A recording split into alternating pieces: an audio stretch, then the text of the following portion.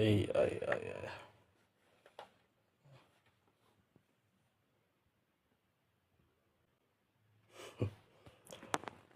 Oromoon tun ajandaan nuu beeyti bara.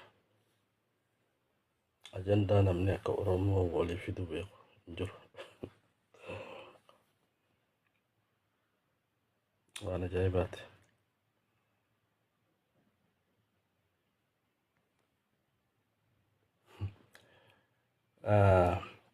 Assalaamu alaikum warahmatullahi wabarakatuh. Akkam jirtan nagaa fayyaadha jajjabaa. Guyyumarraa waa dhageenya beektaa sooshaal miidiyaa kana tiiktookis haa ta'u hundumaa'u namni sii galtee wayin godhoo je waanuma godho dhugaa dubbachuu. Uummata akka uummata keenyaa kana wallaahi ganaadha. Asilaa waa beekuus ganaadha. Haalli sii galtee ajandaa uumu wayi namni keenya kun ajandaa numa beekanuma ajaa'iba. Amma sii galtee gurbaan tokko gabbeetiti carraaqqataa baadiyyaa moo carraaqqataa maal jaa warra Sudarbiyaa kana warra gaalee eeguna fakkaata. Gabbee sii galtee Oromoo tanarraa achi baaneetiti Moronoo jedhama I don't know makkas akkasiisan jeena fakkaata. Ajandaa godhanii namni keenya kun akkanatti kun murna akkanaa haanas dhufee sii galtee ijoolleen waan kanaan deemtu warra Harargeeti. Uummanni kun sii galtee waan itti seenanii godha ababa waan ajaa'ibaatiin boleessu. Namni sii galtee har'aan tana AI'dhaan sagantaa qopheeffatee waan fedhe qopheeffatee sagalee namaa fakkeessee waa hedduu namarra dalaguu danda'a beeka. Kanaaf ajandaa hedduu fiduu danda'an. Ajaa'iba natti haalli sii galtee sooshaal miidiyaa kanarra jiruu fi haalli nama keenyaa wallaahi hedduu takka nama dhibdi. Ajaa'iba fakkeenyaaf amma namni tokko gabbee dhaabaan ijaarradhaa sagantaa akkanaatiin qabaa Oromoo tanarraa inni itti fottaqaa yoo jee sii galtee namni tokko Sudarbiyaa keessaa gaala eegu gabbee sii galtee dooniyaarraa alaabaa tolfatee yoo dhufe tun maali humaatii namni haa godhatu waan fedhe haa godhu. Yoo sii galtee dandeettii itti qabaate waan fedhe uummachuu qaba baleessu kana ajandaa gootanii kana sii galtee gaddireessanii raasoon warra raasoo harkeetii beeka.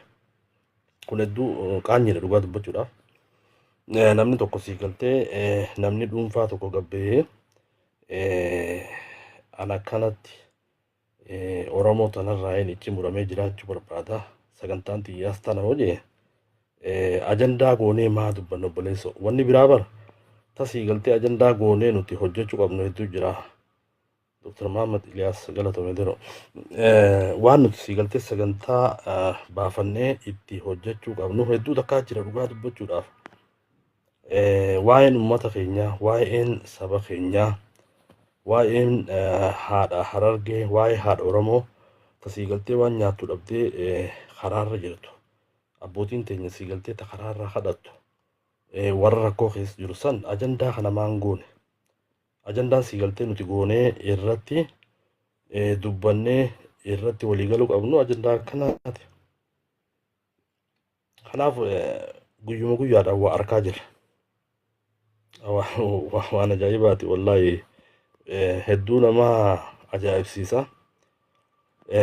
Kanaaf namni tokko gabbee yooni ani fakkeenyaaf dhaabaan dhaabbadhee qabsaawaa yooniin sii galtee sagantaan xiyyatana jee yoo gabbaafate wanni waywaannee irraa haasoyinuuf maali haatti ooffatu innummaan sii galtee namnummaan san sagantaan inni baafatee itti qopheeffatee nutti itti gabboosan sagantaa gaarii taanaan ni fudhannaaf jechuudha.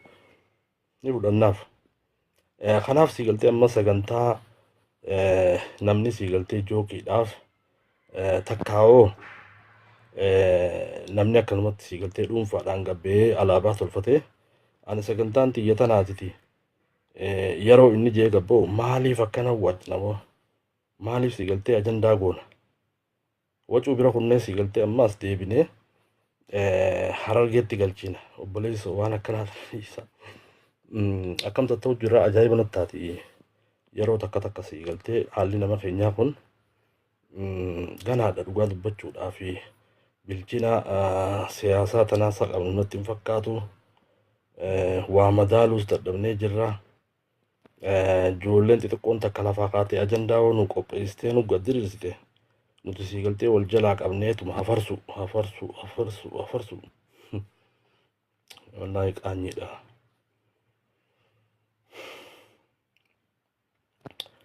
Kanaaf waan akkasiitiin argayin gad dhufe wallaahi ajaa'iba zaman ammaa kana namuu siigaltee xiinxalaadha warri aktiivistiinis warri sooshaal miidiyaa kanarra jirus warri siigaltee tiktook irra jirus hundi siigaltee xiinxalaadha hundi namaa wanni barbaadu beeyta sagantaa mataa isaatii siigaltee namuu baafateetti deemaa jira namni kun hundinuu tiktook kanarra ka jiru sagantaa pilaana mataa isaa qabateeti as gubbaa dhufaa jira guddaan nama personal pilaanii qabatee dhufa maaliif ni beekta ka faayidaa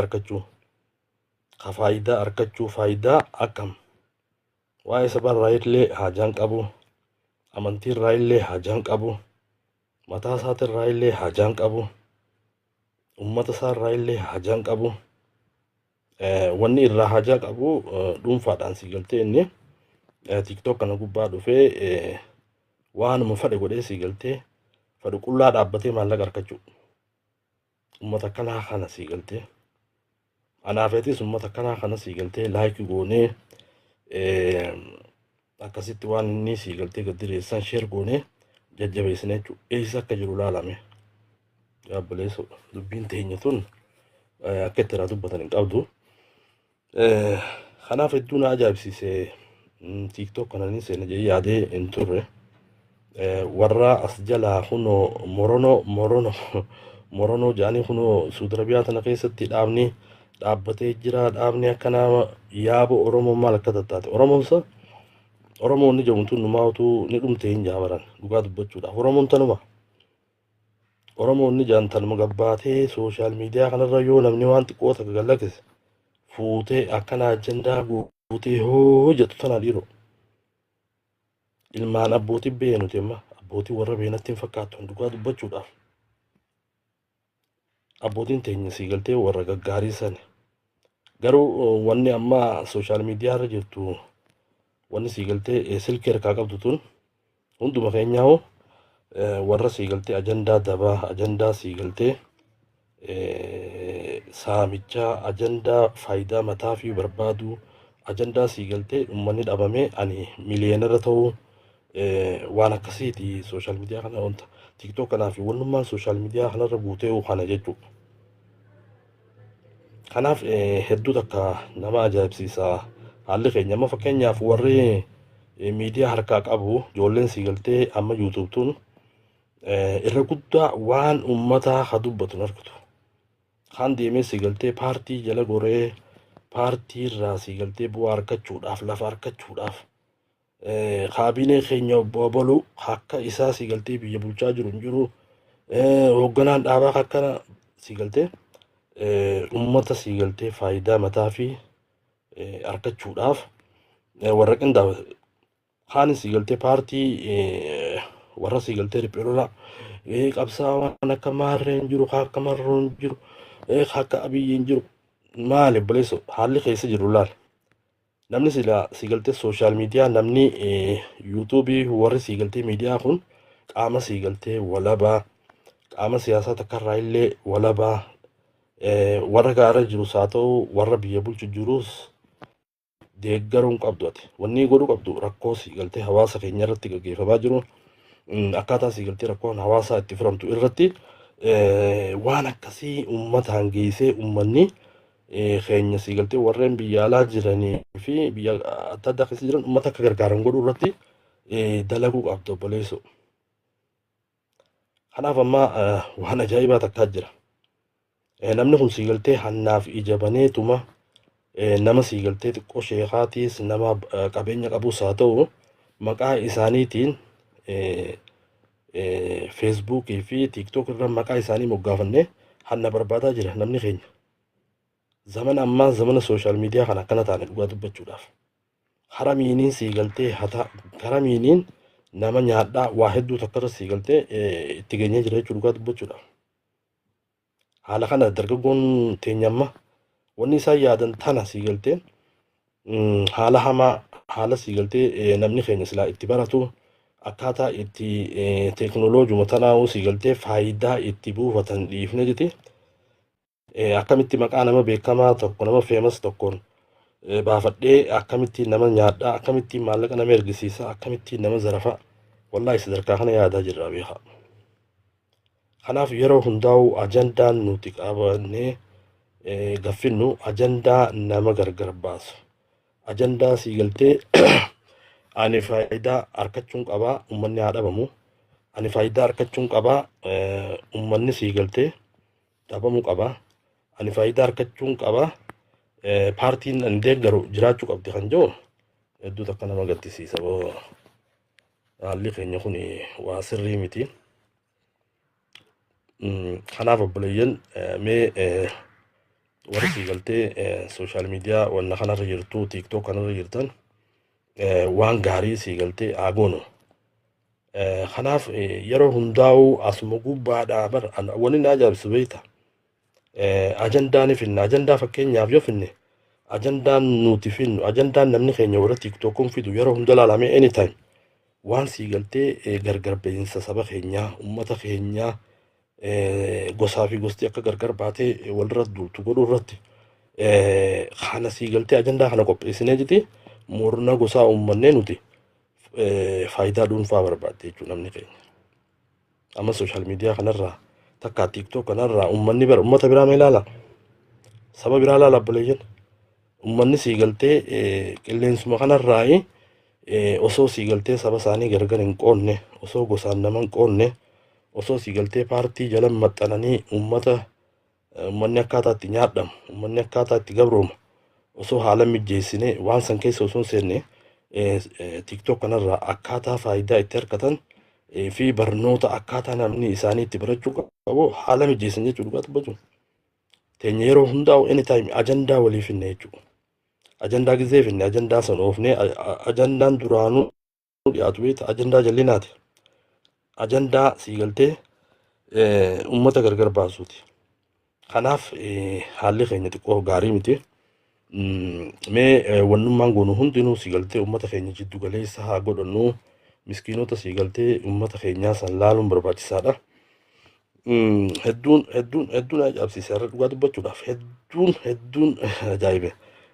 Murna siigaltee ijoollee ifiifuu siigaltee jireenyii itti jallatee gammoojjii biyya arabaa tana keessa jiran ijoollee teenya Saudi Arabiyaa tana kunoo baandiraa tolfatanii moronoo maal jaa'idoon kunoo akkana dhaabbatanii gabbaanii maal obboleessoo hay namni kun siigaltee yoo gabbee luuqaa tolfatee nuti akkanaa Oromoo irraan muramna jee haa jiru maal kana siigaltee ajandaa goone ummanni Harargee kun achi baaniiti obboleessoo ganaa siigaltee siistamnummaan addunyaan tun itti deemaa jirtu nama keenyaaf akka galee natti hin fakkaatu.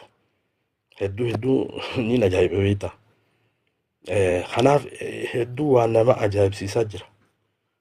Kana ajandaa goonee baras gubbaadha kunoo maali gurbaa carraaqqataa baadiyyaa hajuu akkanatti kunoo murni isaa Oromoo irraa achi fottoqanii dhaabbatanii sagantaa aboo yaa obboleessoo mee kana ajandaa akkamitti goonoo qaanyiidha obboleessoo waan akkanaa tana siigaltee bira kutaa.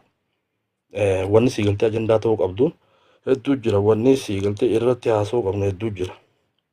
Wanni siigaltee ummata keenya ibsuu qabnu hedduu jira. Waan ummata keenya hubachiisuu qabnu hedduu jira.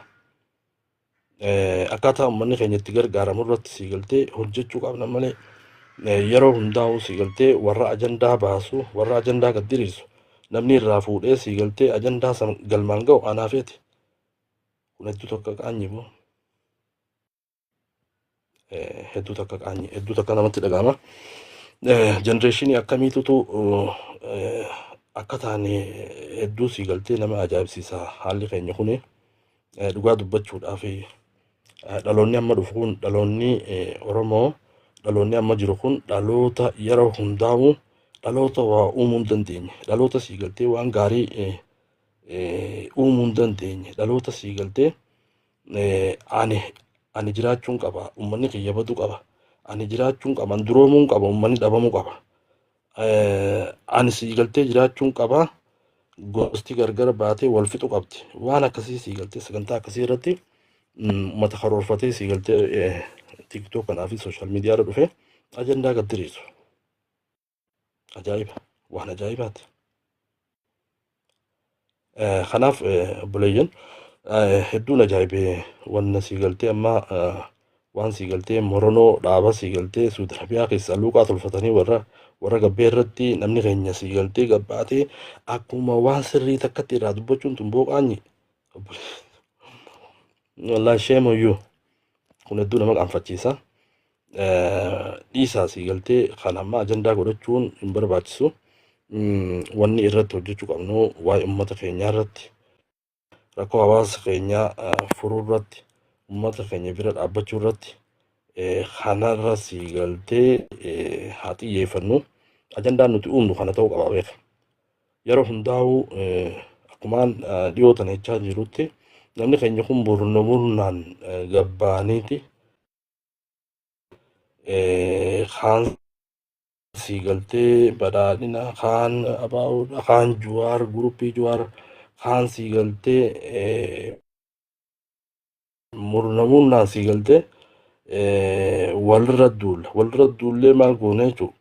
Atiis wanni duultuuf faayidaa argachuuf wanni mootummaa jala deemtee mootummaa faarstuuf faayidaa argachuuf lafa barbaaduuf maallaqa argachuuf ifii duroomuuf sii galtee kaanis wanni paartii sii galtee riphee lolaa jala deemee faayidaa argachuuf sii galtee maqaa argachuuf waan biraa hodhabe biyya baqaa tana keessa namni jiru sii galtee ispoonsara fa'aa barbaaduuf parsinaal sii galtee kana jenereeshinii ammaa akkanaa taanee jirti. Rakkoon uummata keenyaa rakkoon hawaasa keenyaa ajandaa goonee kaafnee uummanni keenya akka gargaaramu godhuu irratti hin jirru. Hedduu takka nama ajaa'ibsiisa. Amma fakkeenyaaf ijoollee mee warra miidiyaa warra biyya keessa jiru kana walaalte hundinuu sii galtee yoo Oromootu dhabame hawaasa Harargee dhabame hawaasa Oromoo dhabame yoo jedhaniin haajaa warra qabuu miti. Kanaaf deemanii kursii nama dhuunfaa kursii sii galtee aanaa kursii magaalaa sanii abbicha sanii wajjin nama biyya san bulchu wajjin nama magaalaa aanaa san bulchu dibbee dhabanii tumaaf sii galtee foon itti nyaachuu waliin farshoo dhuguu tana ijoolleen teenya miidiyaa sii galtee namni waan sirrii dalaguus keessaa jiraatu numa jira garuu irra guddaan nama warra faayidaadhaaf bulu warra sii galtee uummata keenya gosaan faa gargar baasanii warra jiraachuu jiruututu sooshaal miidiyaa kana harkaa qaba. Uummata kanaa bara mee uummata kanaa kana ilaali barayyuun guddaan osoo kabajamne ijoolleen sooshaal miidiyaa tun gidee bakka takkarraa Harargee baarraa Harargee lixaarraa Harargee baa gisee dhufte akka itti deemanii ilaali warra sii galtee aangoo qabu kun maaliif wanni akkasitti deemanii faayidaa walirraa qaban aangoo isaatiif dibbeedha. Kaanis sii galtee akkasumatti gama riphee lolaatiif hoogganaan sii galtee addunyaa tanarra akka marroon jirudha. Kana sii galtee wanni nuti beeknudha. Hoogganaan guddaan akka marroo addunyaa tanarra hin jiru jeetti sii galtee lafa dhiita. Maaliif lafa dhiita? Faayidaa barbaada. Faayidaa barbaada nama kaasii galtee waliif fidee maallaqa nyaachuu barbaada jechuudha. Haala akkanaa kana ammoo warri sooshaal miidiyaa kun warra sii galtee waa of harkaa qabu kun hedduu takka warra ajandaa dabaa gad diriirsuudhaan warra beekamoo warra sii galtee faayidaa dhuunfaa tiif jecha malee faayidaa uummataatiif warra jiraachaa jiru miti. Kun hedduu nama dhagahama. Warroota sii galtee tiktok kana harkaa qabu warra sii galtee filoora guddaa harkaa qabu kana sii galtee waa addaan baafachuu uummata akkanaa kana jala deemuun hin barbaachisu. Ati yeroo hundaa'u wanni ati dheeyxee bakkee ati dheeyxee manni ati dheeyxee deeggarsa kannituuf namni giiftii kannuuf qabdu nama siigaltee jiddu galeessi isaa hawaasa faayidaa hawaasaa irratti haa dubbatu miidhama uummataa irratti haa dubbatu bakka akkasii dhaqi dubbadhu obboleessoo bakka akkasii dhaqi deeggare bakka hin taane dheetee siigaltee lafan dhiitiin fakkeenyaaf amma Harargee tana keessatti waa'ee siigaltee daangaa wajjin ol qabatee namni keenya siigaltee miidhamaa jira gara mi'eessoo kanaanis siigaltee humni addaa naannoo Somaalee ummata keenya fixaa jirti akkaan dhageessi siigaltee ijoollee mi'eessoo irratti warra lijoollee naannoo Somaalee dhoowwitee hospitaalatti takka bakka isaan jiran dhaqanii yeroo gargaarsa godhaniif waan ajaa'ibaati beeku warri kaabinoota siigaltee naannoo mi'eessoo san ijoollee san hidhuu laal kanaaf waa'ee siigaltee miidhama daangaatii fi nama keenyaa dubbachuurra waa'ee bulchaa siigaltee Somaalee wajjin ta'ee maallaqa Somaalee irraa fudhatee lafa Oromoo gurguruudhaaf deemu kana dibbee dhuinaaf warra siigaltee sooshaal miidiyaa warra akkanaati. Amma fakkeenyaaf mee aktiivisti warra siigaltee miidiyaa fakkeenyaaf fudhannu mee ijoollee teenya ijoollee direedhaa fudhannu. Gaafa siigaltee naasiyaa ziyaadduute san mee ijoolleen dirree dhawaa warri miidiyaa dila kana eenyu gabbee sagalee ta'eef eenyutu miidhama intala sanii eenyutu hayni intala sanii hayni naasiyaa san akka baatu mee eenyu dubbate haa dubbates keessaa jiraatu malee irra guddaan siigaltee faarsitee bultoota jechuudha warra nama faarsee warra siigaltee hoogganaa faarsee jiraatu warra oromummaarraa haajaan qabne warra siigaltee laftee Harargeetun yoo Harargeen tun buqqaatee dhabamte warra haajaan qabne jechuudha warra kun yeroo hundaa'u gama faayidaa itti harkatan bichaa irratti xiyyeeffannaan isaanii jechuudha. Kanaaf hedduu siigaltee waan hedduu namatti dhaga'ama. Irra guddaan ijoollee teenya ajandaa akkanaa kana qaban. Sila akka siigaltee seera miidiyaatti warri miidiyaa paartii jala goruun qabanii paartii takkallee deeggaruun qaban paartuma siigaltee hundaa'u deeggaruun qaban isaan jiddu galeessi isaanii sila uummata ta'uu qaba. Namni keenya akkaataa itti barnoota baratu akkaataa itti siigaltee tajaajila fayyaa itti argatu akkaataa itti gargaaramuu qabu waa hedduu jira jechuudha hawaasa keenya barsiisuu qabna. Osoo kana siigalteen barsiifne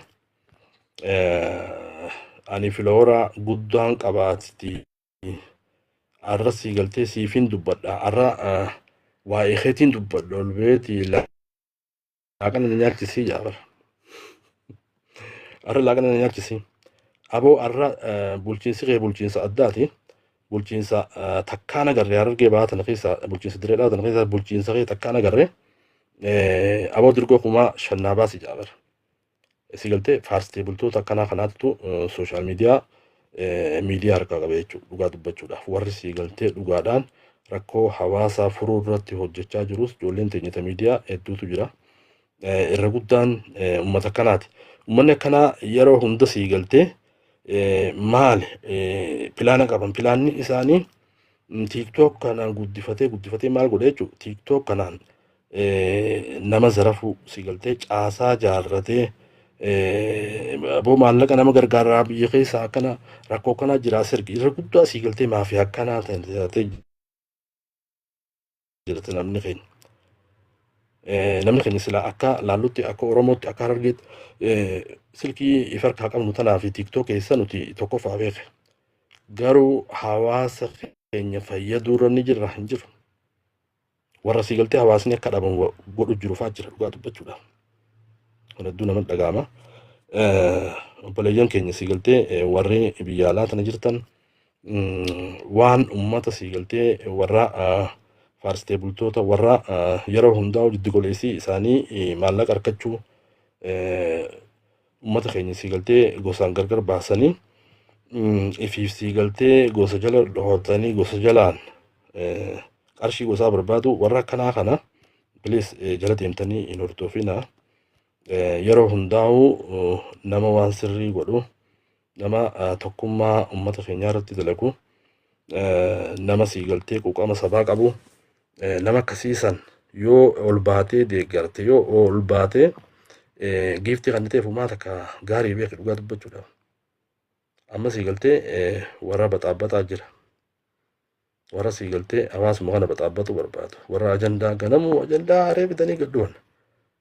Warra yeroo hunda sii galtee TikTok banadheetiin jira. Aboo TikTok kana gubbaadhaan waan akkam dubbatan. Yoo chaanaala kana guddifachuu barbaadde jaani bira. Gosa takka jalatti dhufadhu gosa takka arrabsi. Akkasitti chaanaalli ni guddata. Nama fakkeenyaaf Harargee tana arrabsee Hararguma tana arrabsee namni keenyaas akkamiin nu arrabsita nama akkasii sii galtee chaanaalli isaa guddateef hin beekan. Kanaaf dhugaa dubbachuudha. Kun hedduu takka nama dhaga'ama. Kanaaf warra akkanaa kana irraa of haa eeggannu. Okay.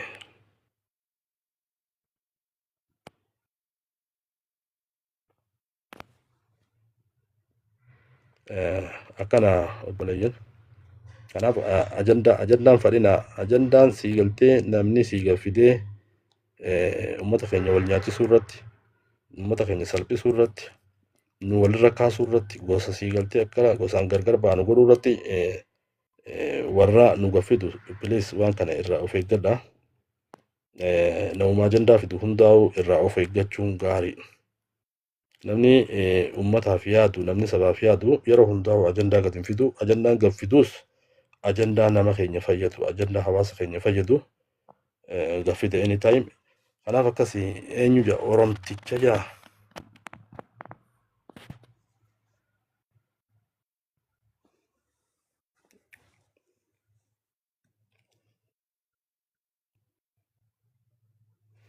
Okay, warra Itoophiyaatiin isaa Orom aboo akka malee katabe Oromtii okay.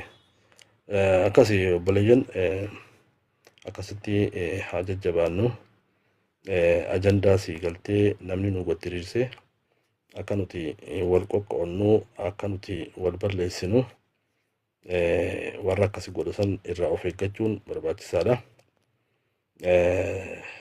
TikTok ni ati harkaa qabdu. TikTok sii galtee deeggaraa mootummaa ta'uu hin qabdu. Deeggaraa paartii ta'uu hin qabdu. Deeggaraa bilisiginnaa ta'uu hin qabdu. Deeggaraa ABO ta'uu hin qabdu. Deeggaraa Juwaar ta'uu hin qabdu. Deeggaraa KFO ta'uu hin qabdu. Ati yeroo hundaa'u hawaasa ta'uu qabda. Yeroo hundaa'u quuqamni uummata keetii rakkoon uummata keetii si dhagahamuu qabdi. Kanaaf amma yeroo laallu uummata keenya waan akkanaa tanaatu keessa hin jirre.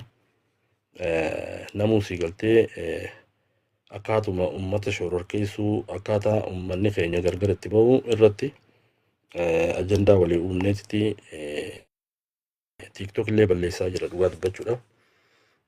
Kanarraa mee of haa eeggannuun jechuu barbaada. Akkasuma wanni guddoon ananee itti beektaa gurbaa tokko carraaqataa baadiyyaa kajaaniitu Oromoo irraa fottoqeetii dhaaba dhaabbate yaa obboleessu mee namni sii galtee jookiidhaaf namni taphaaf yoo gabbee luuqaarraa sii galtee alaabaa tolfatee nuti moronoodha arraboodoo akkasii jee sii galtee murnee akkasii gabbee ajandaa godhummaa barbaachisa obboleessu sanirraa maa haasoo taa'u sanirraa haasa'uun hin barbaachisu bara. Kanaaf namni waan fedhe haa godhu waan fedhetti haa amanu. Kanaaf ajandaa goonee obboleeyyan kiyya akkasitti deemuun gaarii miti. Uummanni sii galtee nu taasifaa jira. Uummanni biraa sii galtee nu ajaa'ibaa jira. Nuti eessa akka jirru laalaa dhugaa dubbachuudha. Jenereeshiniin teenya namni keenya bara har'aan tana sii galtee balaa qalaa TikTok kanarra fidaniituma sii galtee balaa qalaa fidanii nama kana gargar baasuu ajandaa uumanii shira waan akkanaa tana obboleessu. Kanaaf Assalaamu alaikum. waalaikum salaam. Fayyuma qabdanii? Alhamdulillahi rabbil alamin. Akkam nagaa jajjaba. Jajjaba alhamdulillah wallahi. Aboo mee haasoy siifin kannaa. Wallahi rabbiin khayrii si haa kennu. Anis diree dhawarraay. Ayyee dubbadhu ateero. Dhalataa diree dhawaate. Waa'ee gosummaa sootii fi mitikin astaayitii takka takkaan kannuu fedhe. Itti fuuf. akkamitti amma fakkeenyaaf waa'ee Oromoo amma wal qoqqooduu jiran kana irratti uummanni kun biyya Suudiirraa wanni kun ka dhufe. Achirraa amma gama keenya dhufaniiti waan hin tattaane nu goggodhaniiti akka amma dura dabarsinee wada halaala yamaxuu ni falligallu. Oromoo irraa isaan kutamaniis waan takka hin fidan. Akkas. Ida'amanis waan takka hin fidan. Ginani obboleeyyan Oromoo obboleeyyan Somaaleetis Haamaratis biyya keenyattis biyya biroo ka jiranillee yaada kana mataa isaanii keessa naquun qaban. Achumatti akka eegalinnitti achumatti dhumuu qabdi. Akkas. Akkamitta Dhugaa keeti waan sirrii jechaa jirta. nuti waan facaafannee jirra amma sa'a ammaa kana keessatti guddina. Sa'a murachuu deemnu kana isaan nu maruu fadhan. Tana Nuti gin muramna. tana laki Abo ani Oromoo itti fufi sin dhagaa. si dhageeyotin jira. Bare Anaa yaada kiyyaan dubbachuu fedhe. okay dubbadhu obboleessa. Poolitikaa sintuku namaa sintuku akkamitta Akkas. ani Dubbatu gosummaa himadheetii miti. Ani gin Somaaleedhaani. Oromoo irratti guddadhee qaree nyaadhee ilaa amma saba hunda hojii jiraachuu jira. Gin uummanni kun isaan booda wayiitu jira. Nama isaan ergeetu jira. Mootummaan adda baafata. Isaanis ginni qoccaa. Akkamitta boru bar Oromoo keessa dhufanii harka ammaa akkanatti baandiraa godhatanii kophatti waan kijibaa laalmee ijoollummaatu itti jira ijoollee tana gin. Silaa isaan beekan waan akkanaa kana jechuun qaban ture. Akkamitta heeraanis bar ni gaafataman. Heeraanis ni gaafataman.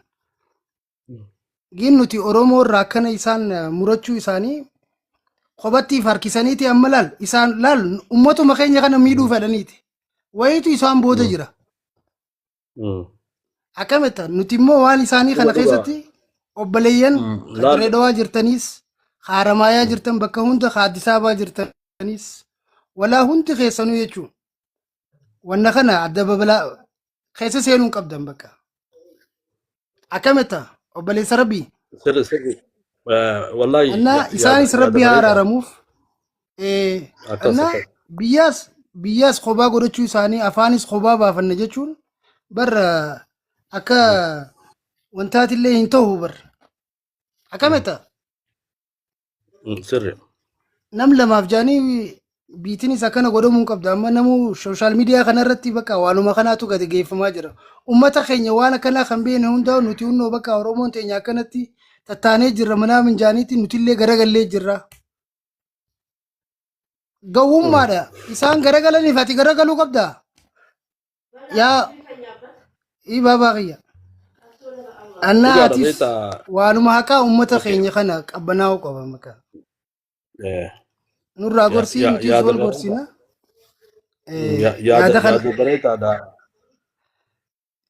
Yaada kanaan qaba maqaan. Galatoome walaa obboleessa kiyya. Beekta amma fakkeenyaa fi namoonni dhaaba jaarree akkana jiru kun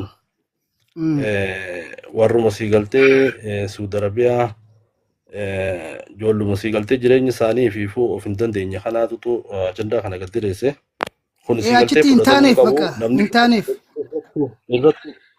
Irratti haasa'uun hin barbaachisu.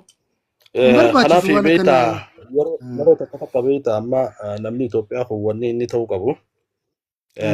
Haala hundaa'u fakkeenyaaf sabaa sablammoonni biyya teenyaa waliin jiraachaa jiranii garuu siigaltee waliif obsuu wal dandayuu fakkeenyaaf qaamni siyaasaa qaama siyaasaati. Qaamni siyaasaa kafadheewu siigaltee arra ni jira boru hin jiru.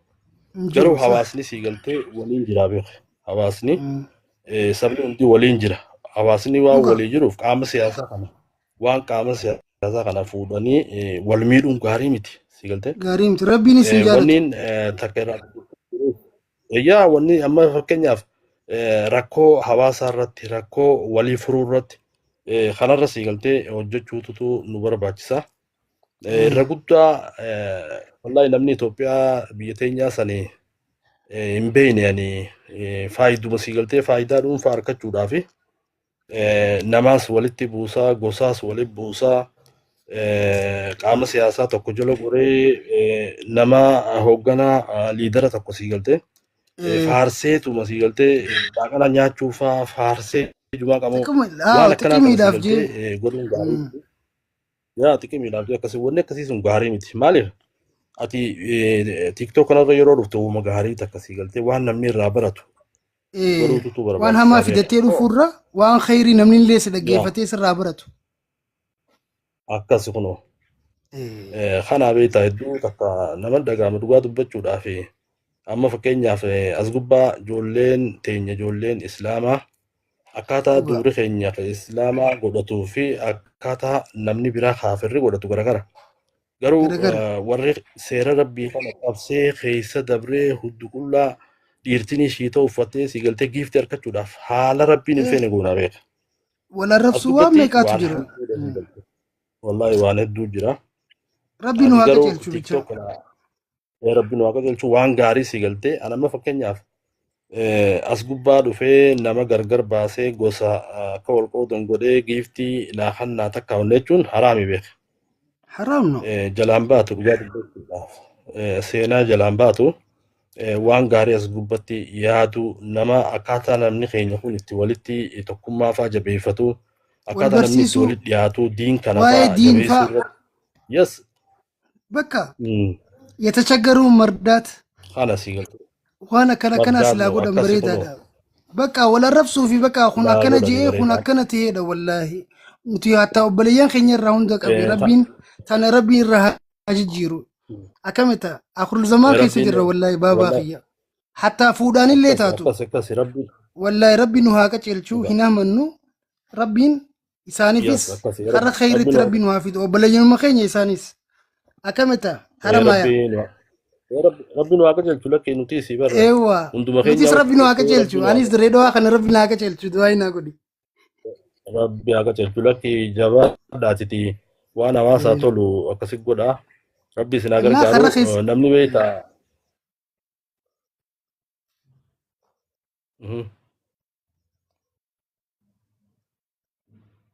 maati okay sheekha sagaleen kiyya yoo dhagaame wallahi obboleessa ni kiyya dhageeyama amma galatoomii bakka galatoomii galatoomii wala garraafshe. fayyaadee wanni nuti goonu inshaallah akkasii waama kheyrii haa taatu nama kana si galtee sabaas haa ta'u gargar baasanii addaan dhiibuurra walitti fidanii si galtee obbolummaan akka cimtu godhuutu irra barbaachisa. Akkasuma Yoo bakka waan atilleen gaarii waan takka akkanaa dalayte kana beektaa bakka ummata seenuus ummata bahuus hanga ganda keetillee taatu hanga biyyaatillee waan khayrii harkata atis rabbi irraa khayrii harkata akkas akkamita namni hin beekne kun immoo waan biroo keessa laalte osuma xiqqootu guddaa keessa deemaa dhufa laawwanni kun laala amma nuti keessa seenaa jira waan akkanaa kana miidiyaa irratti waan dhufe takka immoo ganda keessaas ni seenaa borummoo gaddaafaan tun nutillee nu gahuu ni dandeessi akkas akkamita dhuga lakkee qaamni nuti waajiraatis waan kana nuti akkamit naam ka dubbii meebii liyoonimi ichilaal annaa qabu jechuun akkamit waan alaa dhufe takka nu keessa seenuu qabu nuti amma nu keessa fakkeenyaaf seenu akka keenyatti lakki reedoo namni kana hubachuu keessatti qabaa'u odo eenyu maqaa kee caala caalaa eewa caalaa dhaggeeffadhu reedoo tun hundoo xiqqoo uummata biroo irra jirra maallaqa qabaanneetiif miti sammuu qabaanneetii miti hatta amantiin miti jechuudha kan hin dubbachuu fedhe ummanni biroo waan gadhiisuu fi reedoo keessaa waan gadhiifamu takkaa miti wallaahi rabbiin akkamita akkuma kanatti rabbiin teenyatan akka nu qaceelchaa kanurraa baratan rabbi haa godhu kabiroo waan meeqa nama arrabsa akkana ummaatii akkana godha jaartii akkana ja'a miidiyaa kanaatu hordofuu jirtaa bar gin isaanis rabbi haa araaramuu fi waan akkana irraa akka if eegan dalagaa isaanii haa dalagatan diin isaanii haa qara'an akkamiti reedduu warra muslimaati wallaahi akkanatti bakka miidiyaa kana keessatti halkan illee rafan online kana gubbarratti akkamita jimaa kana kaayyataniiti bakka mana isaanii keessatti maali muudiin akkanaa fokkotaadha baabaa kiyya maali waxaatiin ta'e maali gin duraan akkana waxaatiin ta'e nyaa'un turre yaabbo aranurraa waan akkanaa nurraa dhiisaa ها wanni social media jaaniin kun wanni TikTok jaaniin kun rakkoo hamtuu fidee beekii rakkoo hamtuudha dhugaa rabbi nurraa haa dubbachuudhaaf cufeeti waan khayrii dhaggeeffannu rabbi nu haa godhu akkamita baabaa waa kiyya godhu akkasii sooshaal akkas miidiyaa akkas akkas kanaas rabbi nurraa waan haa bareeda jijjiiru namaa miti kan nurraa jijjiiru rabbi nurraa haa jijjiiru akkamita right akkas heeraanis kan nu gaafatan rabbi dhugaa haa godhu ijoolleen teenya maal barachaa jiran waan kanarraa wallaahi Mm. rabbiin du'aawama goonaa abbo nuti warruma du'aa'ee godhuti Abshira duraanis abshira du'aawama goonaa caalaa dubbii sitti hin dheeressitu wala garra akkas akkas ayi dalagaa irratti okay hin jira abshira abshira galatoomi okay ayi obboleessi wala garraa ni haasofna yaada ayi abbo bareedaadha wallahi galatoomi ayi abbo dhiifama naa godhi yaada yoon hin balleessees waan sirrii jette wallahi wannummaan an qabu kana beektaa namani jecha jaalladhaa lama Itoophiyaa jecha hin naabbo gizee dhalannees akkas Itoophiyaadha akkas gizee waan duunes gaarii Itoophiyaadha gosni kan nun akkas godhumti akkamita abbo akkas ijoollee tanaas rabbi dhuga dhuga araaramuufi bakka abshir nuti ni barsiisna malee namarraa waan fudhannu right dhageenyaa buli akkas ayi fayyaa ta'e galatoomi okay ya galatoomi jedhee ayi wal abbo argina okay ayi dhageenyaa buli akkas obboleeyyan yaada akkanaa kanatti kunoo yaada babbareedaa akkasii burqisiifnee jirti haasawaa jirra wanni sii galtee sooshaal miidiyaa wanni tiiktookii wajjiinis wal qabate wanni nuti godhu qabnu waan gaarii dhaamsa gaarii akka nama islaamaatti akka sii galtee warra biyya tokko Itoophiyaatti wanni godhu qabnu waan gaarii sii galtee hawaasa keenyaaf godhu qabna. Rakkoo hawaasa keenyaa rakkoo uummata keenyaatiif dubbachuun uummanni akka gargaaramu godhuun nama keenya amma fakkeenyaaf kan rakkoo qabuu jira kan sii galtee gargaaramuu barbaaduu jira hawaasni keenya sii galtee arraan tana magaalaa keessa deddeemeeti waa kadhata ijoolleen sii galtee jiruu fi jireenyi itti hammaatee barnoota dhabdee godaanaa kanarra karaa daandiirra galaa jirti jechuudha. Warra kanaa kanaaf akka gargaaraman godhuu irratti akka sii galtee jajjabaatan godhuu irratti miidiyaan ati harkaa qabdu beekta tola kanaa kana dalaguu qaba obboleessoo. Miidiyaan ati harkaa qabdu miidiyaa sii galtee ibiddatu fotoo hin qabu. Irra guddaa kan laalu taate amma miidiyaan ijoolleen teenya tiiktookii harkaa qabnu kanaan feesbuukii harkaa qabnu kanaan ibiddatuuf naa beeke yeroo hundaa'uu ibiddi nuti tuufnu ibidda sii galtee nama waliin buusuuti.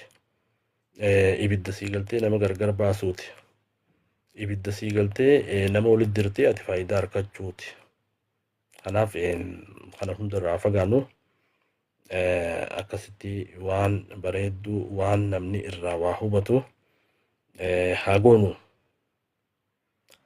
Kanaaf sii galtee ijoolleen Saudi Arabiyaa jiraattu akkanatti sii galtee dhaabbatanii carqiis kun luqarraa alaabaa turfatanii akkanatti moronomoo maal jaanii chibanii maali kana ajandaa godhachuun obboleessa.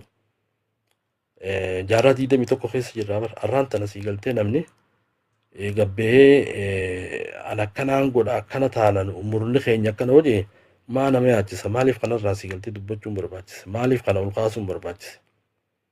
Abbaan fedhe sii galtee ajandaa uumee yeroo nu gaddirise maaliif tiiktook kanaaf sooshaal miidiyaa kanaaf maaliif irraa haasofna namoota sii galtee akka fardiitti irraa haasa'uun arge kunoo akkanatti carraaqa maal jedha carraaqataa baadiyyaa akkanatti kunoo maarree godhatee alaabaa kophaa mataa isaa godhatee yaa obboleessoo ilaanqa kana jirre jechuudha dhugaa dubbachuudhaaf abbaan fedhe yoo sagantaa gaddiriirsee nuuf gaddiriirsee warri hafarsu nuti jechuudha osoo wanni tun eessaa dhuftee sagantaan akkanaa eessaa dhuftee osoo addaan hin baafanne. Kanaaf tana hundarraa'uu sii galtee waan kanarraa haa fagaannu wanni nuti godhuu qabnu waan gaarii waan sooshaal miidiyaa waan namni barnoota irraa baratu ta'uu qaba. Akkasitti haa jajjabaannu jechuu barbaada.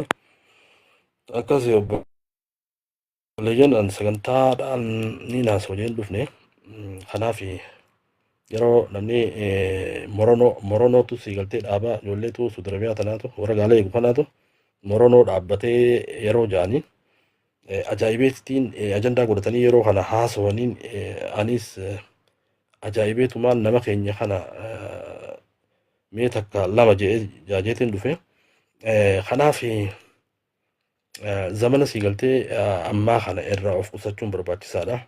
Zamana amma namni siigaltee nama guddaa, nama siigaltee abbaa qabeenyaa guddaa, nama feemasa, nama siigaltee biyya bulchuu, nama warra qaama siyaasaa kana, namootuma siigaltee feemas ta'en kana maqaa isaaniitiin kaan tiktok banatee kaan feesbuuk banatee namni keenya warra hanna gaggeessaa jiru dhugaa dubbachuudha. Waa hedduu takkaa siigaltee nama ajaa'ibsa. Har'a siigaltee maaltu dhufe seete? AI jaanii sagaluma abbaa feetee siif sagala abbaa feetee waraabessitti erga. Ati abalu takka fakkeenyaaf nama feemas tokko siigaltee abbaa qabeenyaa tokko sagaluma isaa godhee takka warra nashiidaa haa ta'u uumama fadheewu siigaltee si erga. Ni ajaa'ibdaati. Aboo kun dhugumatti isaa ila hanga kana siigaltee nama nyaachuudhaaf nama kana zarafuudhaaf hannaaf namni siigaltee sagantaa kanaa baafatee sooshaal miidiyaa kanarratti tiiktook kanarratti hannaaf sagantaa akkasiitiin deemaa jira. Warri hannaa murni hannaa murna kanaatutu murna siigaltee uummata irraa hajaan qabne murna karoora dhuunfaa qabu karoora siigaltee warra nama gargar baasuu qabu warra uummata siigaltee gosaan qoodee ifi duroomuu barbaadu warra kanaa kana dhaga'uun hin barbaachisu. Warra kanaa kanarraa of eeggannuu of eeggadhaa. Yeroo hundaa'u wanni nuti godhuu qabnu waan uummata keenyaa tolu waan uummata keenya fayyadu miidiyaan ati qabdu siigaltee xiqqaa fedhe haa ta'u warra nutti laafaa ta'ee jira. Maaliif faayidaa keessa argachuu irratti rakkoo siigaltee dhaaba siyaasaa deeggarruu hin dubbannu rakkoo siigaltee waan gaarummaa dhaabni siyaasaa qabu yeroo hundaa'u anytime siigaltee dhaabni siyaasaa nan deeggaru san waan gaarii bakka biyya siigaltee Jaapaan godhu jira kaanoo qaamni siyaasaa kanii nan deeggaru humni hidhatee jiru kun bakka diroonaa fi waa hunda fidatee jirti kunoo biyya tana daaraa godhuuf waan akkasii siigaltee soba akkanaa kanaan siigaltee faayidaa barbaaduu irratti sooshaal miidiyaa kanarratti ol baaneeti carraaqachaa jirra jechuudha hannaan. Kanaaf dhugaa dubbachuudhaaf qaamni siigaltee siyaasaa qaamni biyya bulchuus haa ta'u qaamni hidhatee jirus haa ta'u dhaabnummaan paartiin hundinuu siigaltee uummataa gati. Isaan kun uummata olii miti.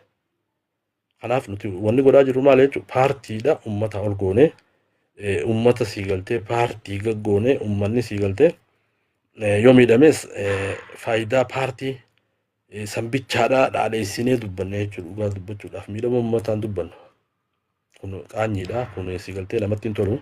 Miidiyaan ati qabdu wanni ati harkaa qabdu rakkoo hawaasa keetii uummanni kee akka siigaltee itti rakkoo san keessaa bahuu danda'an ijoolleen teenya akkaataa itti barachuu danda'an akkaataa itti gargaaramuu qabanfaa irratti dubbachuu dhiifne yeroo hundaa'uu siigaltee wanni nuti dhaadheessinu paartiidhaa fi hoogganaa siigaltee takkaa hoogganaan akkanaa Ameerikaa fi Awuroopaatti argameen jiru jenna beeki wayi fuudhuu deemta beeka.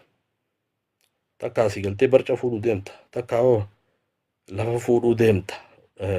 Ijoolleen teenya siigaltee akkana taatee jirti har'a zamanni. Ijoollee nama faayidaa nama dhuunfaa faayidaa bulchaa faayidaa siigaltee ofiif maal jettaniin seera alatti siigaltee duroomuudhaaf uummata rakkoo uummataanuma uummata siigaltee uummata fixaa jaan warra akkasii jira jechuudha. Yoo namaatu miidhame nama keenyaan miidhame yoo jaan haajata kan qaban dhugaa dubbachuudhaaf uummata kanaa kanaatu guute. Har'a ijoolleen teenya akka silaa sooshaal miidiyaa akka silaa miidiyaa Oromoon harkaa qabduun bara rakkoo uummanni keenya rakkatu dhugaa dubbachuudhaaf garuu maal godhaa jiranti faayidaa dhuunfaa barbaadaa jirra. Bara nama siigaltee filoora guddaa qabu 200,000 500,000 qabu akka mootiitti siigaltee biyyarraa biyya gisee dhaqee barsimannaa godhanii fi deddeemaniin jechuudha. Isa simachuudhaa fi waa hedduu godha siigaltee qaamni aanaatis haa ta'u qaamni siigaltee godinaatis maal godhuuf na dubbatee hammeenya aangoo xiyyaa dubbataadha beeka. Kanaaf wallahi haalli hamaadha. Uummanni mootummaa olii uummanni paartii olii uummanni riphee lolaa olii yoo uummanni jiraate paartiin jiraatti. Akkanatti siigaltee hubannee rakkoo uummata keenyaa furuu irratti itti aanu akkasii haa jajjabaanname.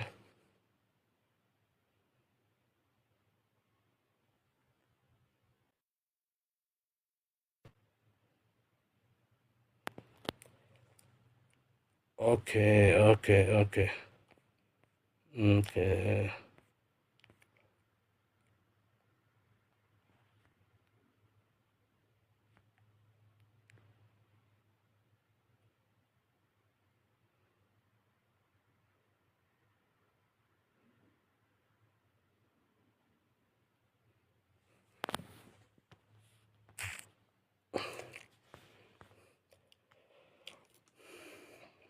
Akan obboleeyyan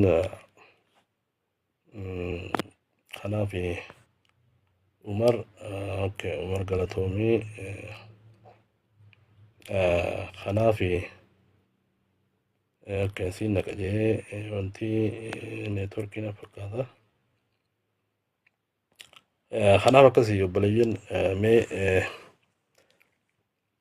miidiyaa qabnu xiqqaa kanaan gisee faayidaa si galtee uummataa dhiifnee faayidaa mataa keenyaa irratti jala yaanu hedduu tokko namatti dhaga'ama.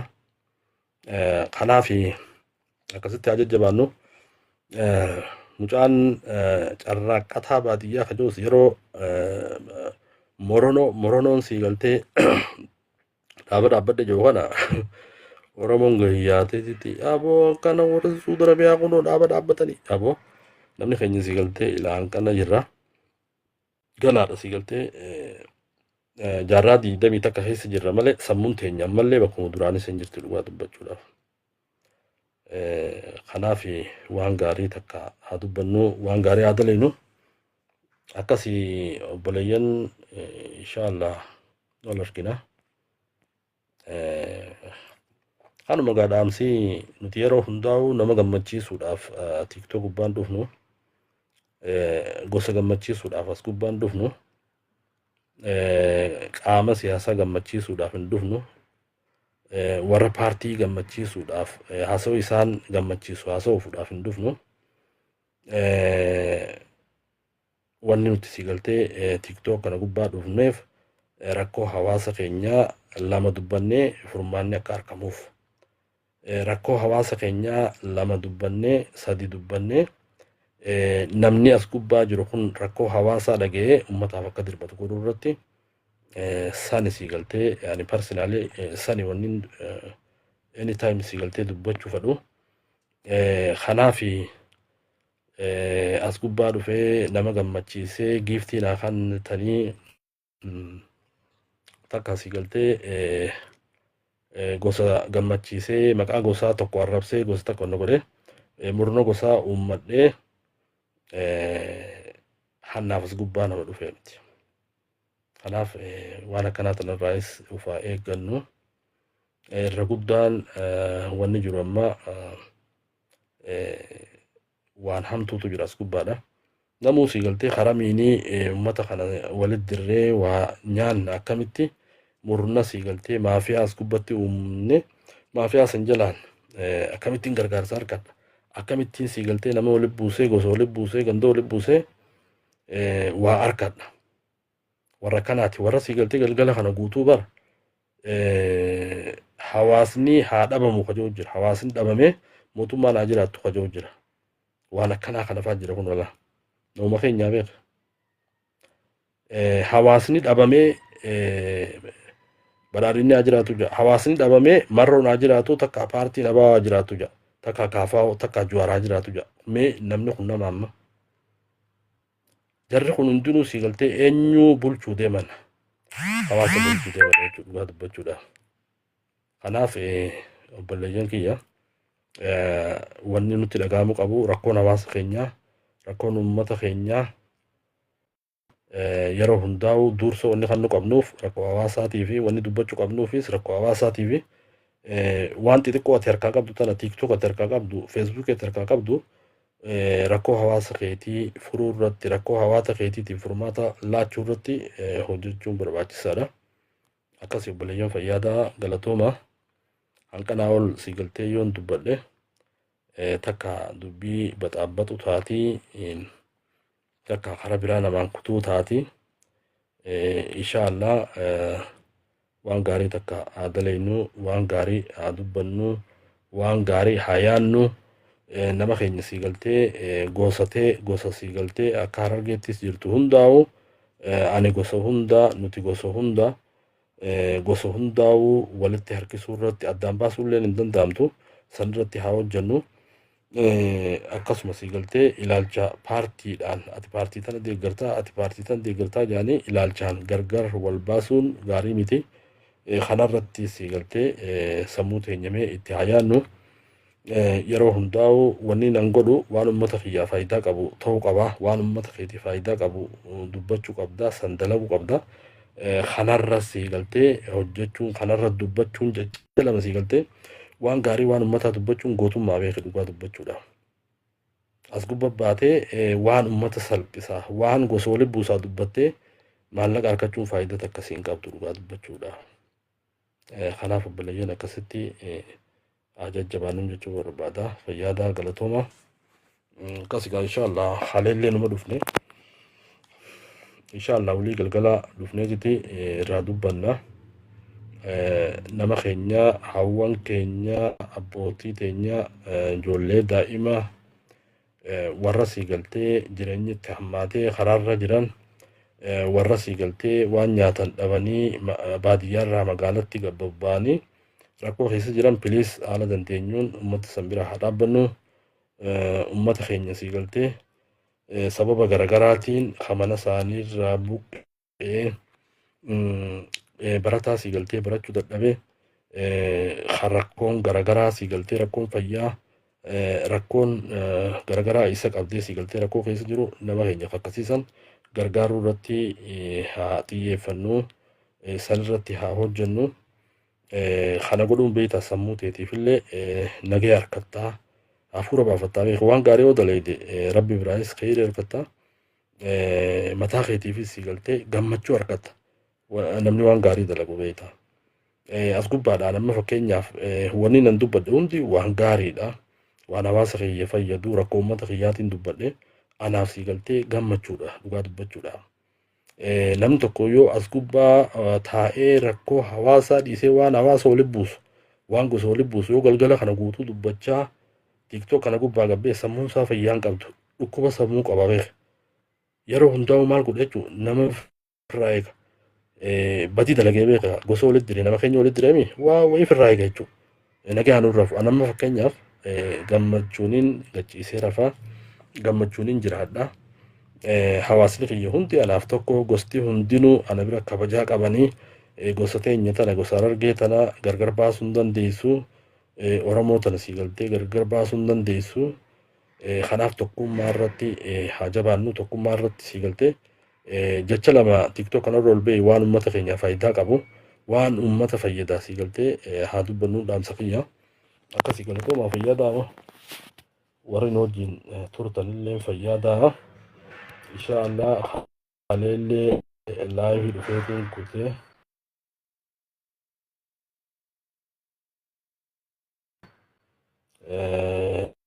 inshaallah walii mee dhufneeti waan uummata keenya irraa haasoyna rakkoo uummata keenya irraa haasoyna rakkoo uummataa rakkoo dhaaba mootummaa irraa haasoynu qaama hidhate rakkoo sii galtee qaama biraa nu laalchisu jechuudha. Wanni nu laalchisu rakkoo hawaasa keenyaa furuu irratti rakkoo hawaasa keenyaa dubbachuu irratti inshaallah dubbanna. Akkasii galatoomaa fayyadaa nagaan jiraadha.